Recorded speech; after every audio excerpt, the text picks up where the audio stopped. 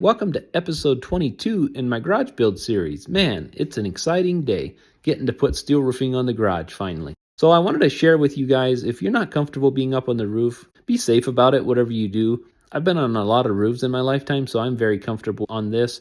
I had lots of traction, so I felt good. If I didn't feel good about it, I would have probably worn fall protection. And maybe it's a good idea anyway, no matter your experience, but sometimes I feel like the rope can get in the way and be more of a trip hazard than it's good. But it all depends on the case-by-case basis. So whatever you do, be safe about it. All right, let's get started, guys. Next thing that I have is this beautiful black drip edge. And the nice thing with getting it from a local company, maybe all companies do this, but I got it from a local roofing company here close by, and they bend it to the roof angle that you need, so 8/12 pitch.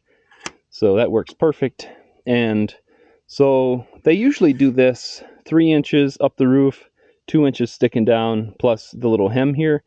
But I wanted them to just do an inch sticking down, so you can custom order whatever you want. Because when I go to put my fascia on, I'm going to later put gutters on, and I figured if this thing is down another inch, it might interfere with the gutters.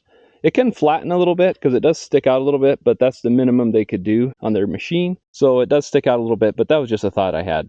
Usually what I do is I just overlap them a little bit. You see it underneath here, but it's not much. It's up so high. So what some people do is they actually take a knife and separate this little hem right here. Then they tuck the next one in. Problem I found is they don't want to go in tight. So then it changes this from going up where it's supposed to be. So I had trouble with that. I couldn't get it to work. Now this is why I left this unstapled when I thought of it.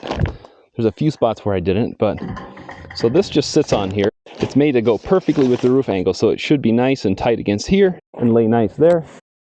I get this first one nice and even out there. And I'm using roofing nails for this, so they have a low profile head. Now I also like to nail where there's a truss because otherwise it's really gummy and doesn't want to nail very well. This way it's nice and solid. Now I'll show you how I do the next piece. Usually, rule of thumb, things that I've learned, is that when you're looking at the front of the building, what you're going to see the most, you want to underlap. Like the next one I'm going to underlap because when I'm looking this way, I don't see the seams. On the back side, looking this way, you're going to see the seams, but that's generally how you think about things. See how I'm tucking under this one? And these things are 10 foot 2 inches. They give me plenty. I'm lapping them at least 1.5 inches. I could lap them more, but I think that's plenty sufficient. So now as long as this middle is pushed in nice and tight, you should be good if your roof edge is nice and straight. But that's how I install the drip edge.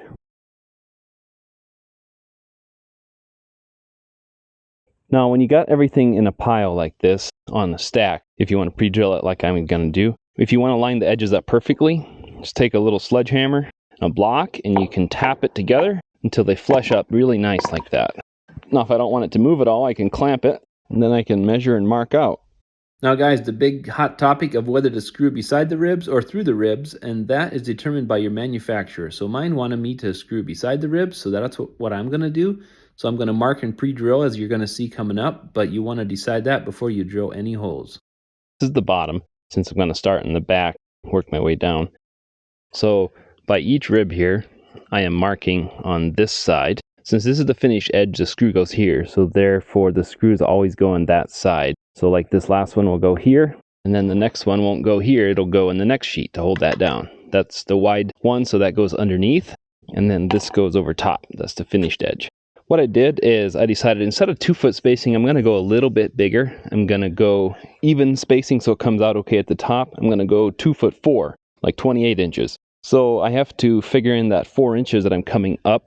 And so therefore this would be 32 instead of 28, because when I bring that tape up, I want to go 28-inch spacing from that first screw. So what I did, since I figured all the math out on the first one, I made these little pencil marks. This is just a little trick if you want to do that. A little line across there. So when I go up through here, I don't have to do the math every time. See how I got a pencil line there? So that works out pretty good. That's not super bright. I'll brighten it up. But if you have any questions when you're doing this, you can always refer back to this one. You want to make sure you get this right because you only get one chance to get this right. So you want to check and then double check. I think I'm going to stay down since I have plenty of coverage. I'm going to stay down 2 inches with my screw at the top here. Anyway, so that's how I'm laying that out. I'm just going to go mark those all out. 4 rows across there, and then I can start pre-drilling. Okay, so I got this clamp here to keep things from moving. Should be nice and tight. Then I'm going to start pre-drilling right here, and I'm going to go about a 1/2 inch out. That's what I'm going to aim for. I'm just using an 1/8 inch drill bit. I'm using a good USA made drill bit, which helps too. So I got it all pre-drilled, you can see, all the way down through there. So I blew this off with a leaf blower to get all the shavings off. Now the only thing with the pre-drilling like this is you do take the chance of scratching it a little bit when you go to pull these sheets up the roof. When you take them off the stack, you got to kind of pick them up straight and then go, not just slide it, because it could scratch if you just slide. So you just have to be mindful of how you pick it up and carry it. That's the main thing. This steel is the most common style of any steel. This is called like tough rib, standard rib, delta rib. Different ones have different names for it, depending on the company. I believe this company calls it tough rib. They're always going to be 9-inch spacing. All the ribs, exactly 9. See that? So if you can envision with me on the end, there's gable trim that comes up on the fascia. It's going to come over this and then gets bent down at an angle. It's got a flat spot here, so it'll get screwed in here. So I want to make sure that this first rib and the last rib doesn't interfere with that gable trim. Like if it ended up right here, that could be pretty sucky. You might have to get something special made for that, which you can. You can do that if it's just how yours comes out. So the way that mine comes out, I am 59 foot, 5.5 inches total with my overhangs now. So this right here should be the edge of the building. That's going to come out perfect for this. So what I need to figure out is that's going to leave me with a 1/2 inch right here, that this is technically going to be back in 1/2 inch. So for the first one, I want to snap a line, and I like to snap it on this edge. So, and this is a little bit bigger since it has this flat spot. So I want to see how big this overall sheet is, 37 7/8. So I need to add a 1/2 inch to that. So 38 3/8 is what my mark is going to be at. So I'm going to go up and measure. I measured the bottom. I'm going to go up and measure the top, make sure it's square, parallel, and then I should be able to just snap a line down the roof at 38 3/8 and get started. Measured the bottom down there off the ladder. Hey, there's me. So up here at the top, I put a screw in the end of this tape just to make sure it stays in place. Anyway, I was 59 foot 5.5 down there. 59 foot 5.5. That is perfect. So I have really high hopes this is going to be nice and square, straight and plumb, because I did all that work ahead of time to make sure that is the case. I tried to make sure that my overhangs were nice and straight. So now I should be able to snap a line top and bottom here, 38 3/8 in from this end. Then I can put that first one on right with that chalk line instead of having to see that outside edge. See the screw in the end right here? It just holds it perfect in place right in that hole there. So I'm hooking on the edge, and remember my plywood is back a little, so I then flush up with my square, make sure I'm out with the actual fascia, not with the plywood. So then I'm just going to hook my chalk line here, upside down. Figure the screw is the best thing to hold that for me. The bottom, my drip edge is right out even with the fascia, so I'm able to measure there. Kind of forgot about it in this first sheet, but I still have to do is these are called inner closures because they go inside underneath the sheet. They make outer closures as well, which go in the ridge cap, which I'm going to do vented ones for this, so I'll show you those later. But what I'm doing here, I ended up loosening the first 3 rows of screws in hopes that I can get this one in here, but it just has to slide in under here. You can see it sticks down because now I got to haul this sheet up.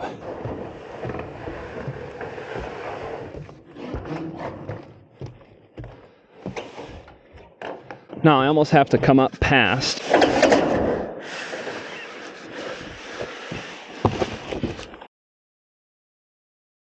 Line that up perfectly, seat that rib perfectly, and that will hold it for you. Affect my system as I go. So what I do now, I figured out, is I don't want to damage the edge. So I put that board down there. I still lean up against the ladder, but I go right for the very bottom because I don't want rocks or ladder or anything to damage the edge. Then I lean it up, then scoot it over, and then set it on here. But I set that ladder up because once I pull it up, then I hop over there to screw the bottom. But I've been putting that foam piece on ahead of time as well, which I'll show you on the next one. So I still grab it and curl it like this. It's a little top heavy, but it helps that I have long arms. Then I go right for the base of that ladder. I kind of have to angle it. I can't go straight on because of the bank behind me, the dirt bank. Then I just gently let it go down and try to scoot it over. then set it on there. Then I can go on and pull it up. Got a new trick I'm doing. I've done this before, but it's going to be up here with the ridge cap cover so you won't see it. So hanging on to this carefully instead of screwing it, I've just been clamping it with that. Now that holds it, if you pinch it tight enough, till you get down there and situate the bottom. And in case you got to move it up or down a little bit, you can tap it with a hammer and a block of wood so you don't damage the edge of the metal. But this way, you don't have to come back here and remove a screw. This works really good. Now that I'm down here at the bottom, you can see it's lined up nice right there. Then I check out my foam under there. It's all good. I like to do this always first because this seats it exactly on the next rib. Then come and do this. That way it doesn't shrink or grow on you. If you just do this and keep working out, it could push it this way a little bit every time. Now, if you do have a little jagging going on, if you're always hanging down on this edge, let's say I was 2 1/8 here and I want to be 2, so I had to push it up 1/8 to get this, so this would be up 1/8, but it'd be good here. So what that means is that the sheet is, I'm going to exaggerate, but the sheet is like this. So I need it to come like this. I need the bottom to come ahead a little bit. So all that to say is then what I like to do is at the bottom, screw this first, and then I stretch this a little when I put this one in, because these things can stretch a little bit. So that pulls the bottom ahead. And the top, I do the opposite. I get that one in here by the rib, and then what you do is you pull up slightly in the middle. Then you can watch this edge and make it come in like 1/8 or so. Then you put this screw in, and then these will easily go down. You can easily make up 1/8 every sheet, no sweat at all. So that's kind of how you do it, how you shrink and stretch metal like this, just to give you some ideas. So sometimes you have to tweak it just a little bit, and you can just think of it as a rectangle and think of it which way you want to get longer and shorter. So that's how that works. Up here at the top, all I have to do is remove my little pliers, and that thing works so good for this. So now, I put this one in place, make sure it's seated good. You always want to make sure that this rib is seated properly. Now, I just screw them all the way down as I go, and then I'm done.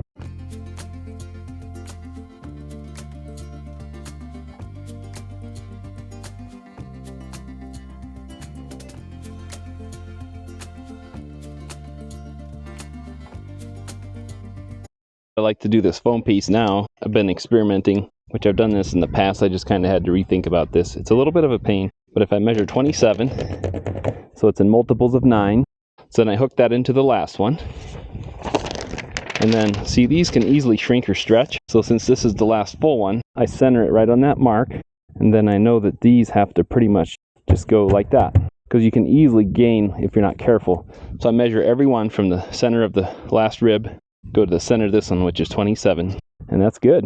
Coming along on your steel here. One thing to do, maybe even when you're about halfway done, but measure back to the end that you're going to and see how much difference there is top to bottom. Hopefully you're running pretty parallel, but if you need to make up a little distance, it's really easy to do. You don't want to wait till the last couple sheets to do it. You want to kind of keep track of it as you go. Like right now, I have 6 sheets left, so it's about 18 feet. Say I'm about a 1/4 inch off. That's just a guess, but I haven't checked it in a couple sheets. But if I'm a 1/4 inch off, I really only have to do a 1/16 in 4 sheets, and I have that. So that's really not much, and probably a 1/4 would be fine. You wouldn't even notice it on that gable trim, but you want to be pretty parallel for when the gable trim's on there so it looks good. And if you have to make up some distance, even a 1/2 inch, you can easily make up a 1/16, in that distance. So that's why it's important to think about it now before you get to the very end. So I don't know if you've seen one of these before. This is the Malco Turbo Shear, and it works with an impact gun or a regular drill gun. So I'll include a link down in the video description below the video if you want to check it out. I've used this thing before on a different project many times. This one here is new, actually. It actually works pretty good for going up over the ribs too, but it works great for straight runs especially. So I need to cut this to width for this last one, but I just wanted to show you this. They're a good made in USA tool and really handy if you're doing projects like that. If you don't want to buy just an expensive shears like electric one, just use something like this and convert your drill to power it. Cut isn't perfect, but I gave myself a little bit of leeway because this gable trim that I'm going to do is going to cap up over top of this. So all this will get covered. So I don't really care about doing it exact like that, but depends which way you cut with this thing. It pushes the thing up or down, the metal piece. So when I was cutting from this way, it wanted to push this up, and I really didn't want that, so I wanted to push this down. Even though this side is cleaner a little bit than this side. You can see how it leaves little ripples here, but I don't really care because that's all going to be covered. So anyway, super handy tool. Okay, so I'm up here doing the ridge cap, and I wanted to show you these. These are foam closures for the top, but they're breathable ones. So for vented ridge, you can put these on, and they are made by Marco Foam, these ones in particular. It's a weather-tight system, so it helps provide against pests and weatherproof seal, helps prevent against moisture and other airborne materials. So what it does, it lets your building breathe, but it keeps the insects out, hopefully, and lets it breathe. Keeps the snow and ice out as well. So anyway, so I want to show you these. These are a lot heavier duty. They're a lot more expensive than the normal ones, but what I'm going to try to do is kind of do the ridge as I go, because it's going to be slippery later and it's steep roof, so I want to only deal with the last one on the end. Also for this, I switched to an 1.5 inch, 1/4 inch head. They're a smaller diameter screw. This is what people normally use to go into the metal if you're not using sheeting. 1/4 inch head, smaller diameter. And so that's going to go through the ridge cap into each rib down into the plywood. Something on the end that I've never tried before. It looks a little funny laying here, but I think it's going to look okay once it's all done. I've seen this before, but I bent this 1.25 inches on the end. The only place it looks a little funny is right here where it's hemmed. But I did that and I cut an angle on there. So I'm going to try to do that to cap the ends off. I've seen that done before and I like how that looks. And I like the idea of closing that off instead of just depending on some foam closures in here. So I'm going to try that. The thing I do is lay my ridge cap down here, pretty much where it goes. This roof is actually quite grippy. If it wasn't, I could stand on either side, but I feel safe up here. So I don't know if I can show this the greatest, but I try to line this up where this peak is going to go, right here. And then I sight down. Since I exposed part of the peak over there so I could look at it, you can pull that over where it goes, and you can stand back there and go look too if you want. So you can see it's lined right up underneath the rafter peak there. So I try to center it the best I can. I know only the birds are going to see it up here, but you still want a nice straight ridge. Be ashamed to not have a straight ridge cap if everything else is straight. You work so hard to get your building straight. I put pencil marks across this whole thing, and you can kind of get an idea after doing it for a little. So I don't know if you can see the pencil lines there that I did. You want to make sure that it doesn't stick out, so I like to stay like a 1/4 inch or so above the pencil line. Alright, so I'm going to stick enough down for one piece of ridge cap all the way across. So now that I got those stuck down, and I ended up going a little bit more like a 3/4 above my mark instead of just a 1/4, just because these things push up a lot more than I was thinking. So when this ridge cap is sitting like that, I want to squish it down just a little bit, not too much, but just a little, but I don't want this stuff sticking out past. That's the main thing. Now where we're screwing it is right into the flat part right here, into the ribs, and this can be a little bit of a pain sometimes. So I know I'm going to lap onto this one, so I'm going to go back to this one. Get a few ripples just because you're putting something so thick under there, but from down on the ground you're never going to see that. Yeah, so that's with it all screwed off there, and then I'm just going to do it as I go all the way down. Alright guys, well that is the last of the roof footage that I got before it got too dark, so that's going to be the end of the roof. Hope you guys enjoyed it. If you did, give it a thumbs up. Let me know how your roof projects are coming along. So next what I'm going to be working on is getting the flooring put in upstairs in the attic while I can access it from the outside, because it's so much easier to get plywood up that way instead of doing it later up through the stair hole. So I'm doing that, and then probably going to try to get the outside wrapped up. So be on the lookout for the next video, and thanks for watching, guys.